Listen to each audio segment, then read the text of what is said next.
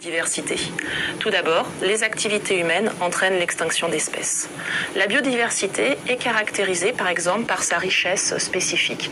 Ici, nous avons 4 triangles, 4 carrés, 4 ronds, donc 3 espèces différentes. Elle est également caractérisée par l'abondance de ces espèces. Donc ici, il y a 4 espèces.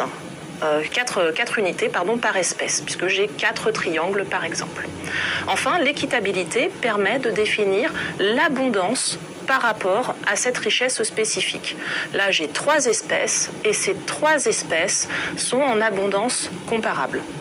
Maintenant, admettons que l'espèce humaine exploite l'une de ces espèces, l'espèce représentée par le rond. S'il surexploite cette espèce, je vais avoir 3 ronds qui vont disparaître. Également, le réchauffement climatique lié aux activités humaines, la destruction des habitats peut affecter par exemple l'espèce triangle et je vais avoir 4 triangles qui vont disparaître. Si je fais le point maintenant sur la situation de ma biodiversité, j'ai une richesse spécifique qui a diminué puisque je n'ai plus que 2 espèces. L'abondance également a chuté puisque je n'ai plus qu'une seule unité de l'espèce ronde alors que j'ai 4 unités de l'espèce carrée. On peut donc dire que les activités humaines impactent cette biodiversité, diminuent cette biodiversité et peut même mener, dans le cas de mon espèce triangle, à une disparition, une extinction de l'espèce. La fragmentation de l'habitat des espèces. La fragmentation de ces habitats, en plus de réduire de grandes zones en de petites parcelles isolées, présente un caractère dangereux de par l'existence des routes. En effet, la circulation peut être néfaste pour les espèces puisque de petites espèces peuvent par exemple se faire écraser. Mais on a également, par cette fragmentation, un effet que l'on appelle l'effet lisière. En effet, de nombreuses espèces ne peuvent pas vivre à la lisière d'une forêt car les conditions sont différentes.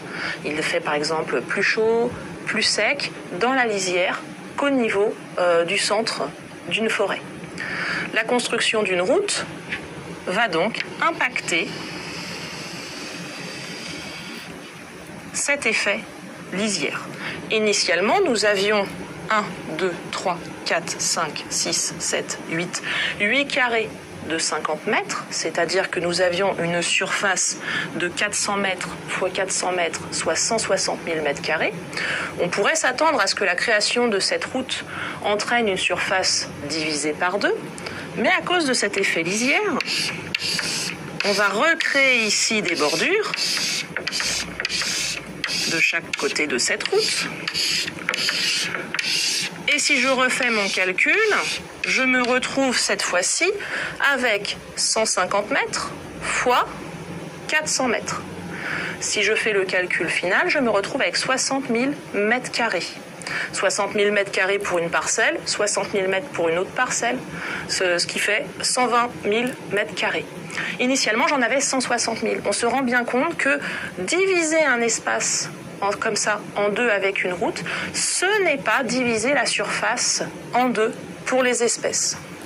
De plus, il ne peut y avoir qu'une certaine densité d'espèces par mètre carré, c'est-à-dire un certain nombre d'espèces par mètre carré. Donc je vais forcément, contrairement à ma grande surface de tout à l'heure, avoir beaucoup moins d'espèces dans une petite surface. Elles vont aussi se retrouver isolées, elles ne pourront pas se reproduire les unes avec les autres. Il y a également ce caractère dangereux de par la route. Donc les populations, par dérive génétique, vont voir leur patrimoine génétique s'appauvrir et donc la biodiversité globale va s'appauvrir. Maintenant, on peut préserver cette biodiversité.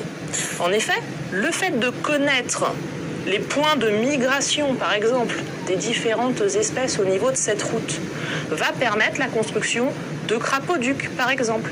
Les crapauducs sont des passages qui permettent aux batraciens et aux petits animaux, comme des rongeurs, de communiquer avec un espace géographique et un autre espace géographique séparé.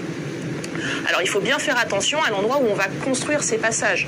En effet, il suffit de le décaler de quelques mètres pour qu'il ne soit pas du tout utilisé.